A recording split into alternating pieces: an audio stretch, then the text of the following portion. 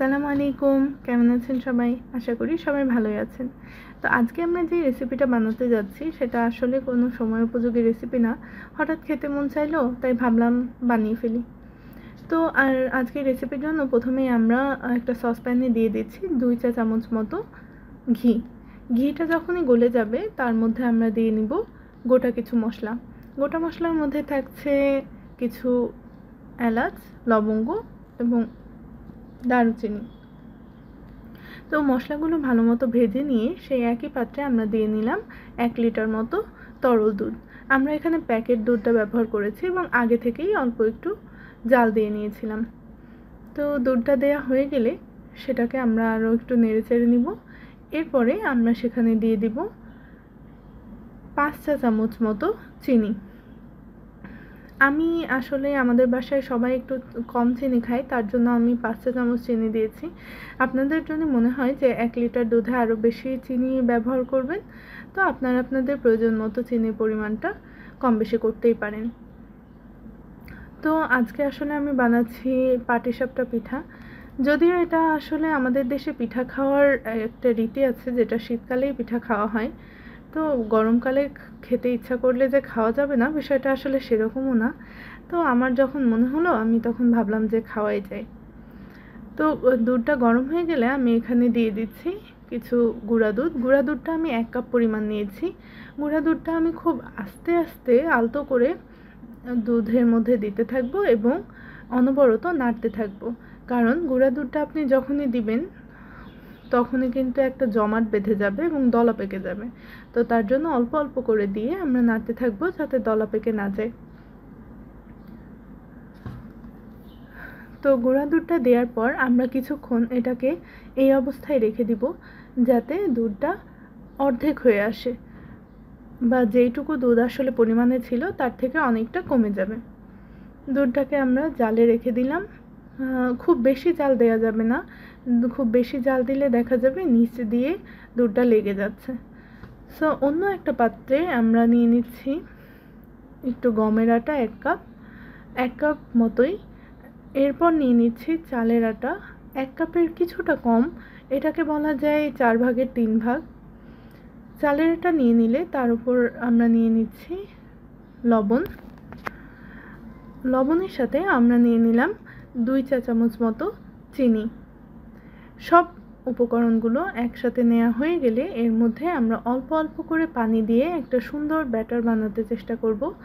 এই ব্যাটারটা যাতে খুব বেশি নরম বা খুব বেশি শক্ত না হয়ে যায়, এদিকে খেয়াল রাখতে হবে।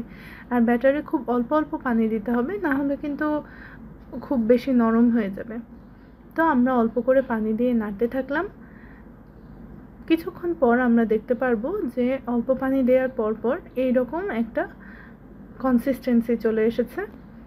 তো এইরকম অবস্থায় ব্যাটারটাকে আমরা একটু রেস্টে রেখে দিব। খুব বেশিক্ষণ না, হয়তো 5 থেকে 10 মিনিট রেস্টে রাখছি।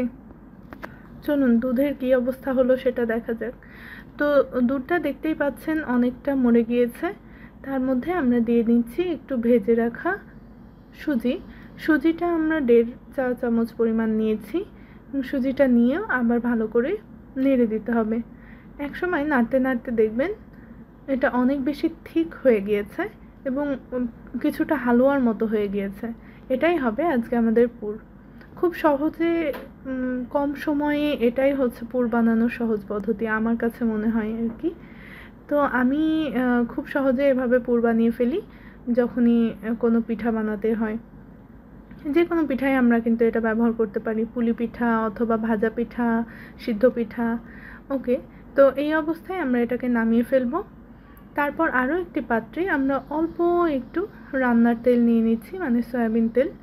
সয়াবিন তেল নিয়ে নেওয়ার পর সেটা একটা টিস্যু দিয়ে টিস্যুটা ভাঁজ করে তেলটা ভালো করে নেড়ে নিব পুরো জায়গাটাতে, এবং দেখব যাতে তেল অনেক বেশি ওখানে থেকে না যায়। তেলটা দিয়ে আপনি যে কোনো কড়াই নেড়ে নিলে কি হবে, আপনার ব্যাটারটা যখন আপনি ইউজ করবেন তখন সেটা কড়াইয়ের সাথে লেগে যাবে না। তো আমরা সুন্দর করে নেড়ে নিলাম, দেখতেই পাচ্ছেন। এভাবে আমরা কড়াইটাকে সুন্দর করে নেড়ে নিব। এরপর একটু হাই হিটে 2-1 মিনিট রাখবো। তারপরে ব্যাটারটা নিয়ে সুন্দর করে ছড়িয়ে দিব এবং এটা গোল একটা রুটির শেপে ছড়িয়ে নিচ্ছি। এটাকে হওয়ার জন্য এটার উপর একটা ঢাকনা দিয়ে ঢেকে দিব। কিছুক্ষণ পর সেটাকে দেখব। দেখতেই পাচ্ছেন এটা কিন্তু খুব সুন্দর মতো সিদ্ধ হয়ে গিয়েছে।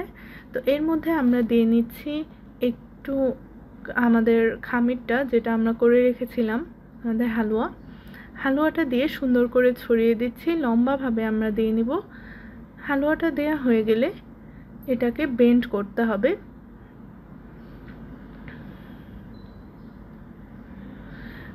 তো হালুয়াটা আমরা সুন্দর করে ছড়িয়ে দিলাম একটা চামচের সাহায্যে, আপনারা হাতের সাহায্যেও এটা করতে পারেন। এরপর একটা স্প্যাচুলা নিয়ে এক মাথাটা ধরে সুন্দর করে উল্টে উল্টে দিব।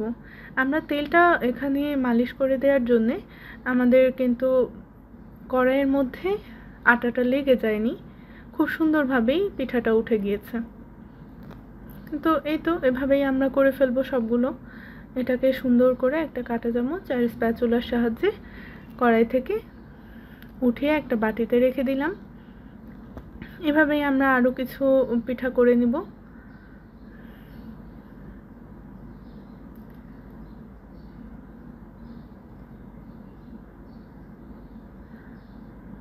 তো আমাদের পিঠা করা হয়ে গেল। এই যে সহজে খুব কম সময়ের মধ্যেই কিন্তু আপনারা যখন খেতে ইচ্ছে করবে তখনই বানিয়ে ফেলতে পারেন। বাইরে কেনা পাটিসাপটার থেকে এটা অনেক বেশি স্বাস্থ্যকর হবে এবং খেতেও কিন্তু অনেক বেশি মজা হবে। ঠিক আছে, আজকে তাহলে এ পর্যন্তই। আরও একটি ভিডিও নিয়ে দেখা হবে আরও একবার। আচ্ছা, আল্লাহ হাফেজ।